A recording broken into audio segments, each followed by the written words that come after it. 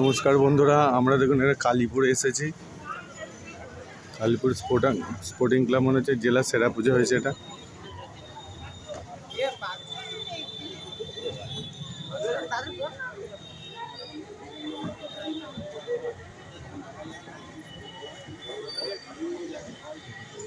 জেলার সেরা প্রতিমা বা জেলার সেরা মণ্ডপ মানে সেরা পুজো পেয়ে আসছে এই বছরও।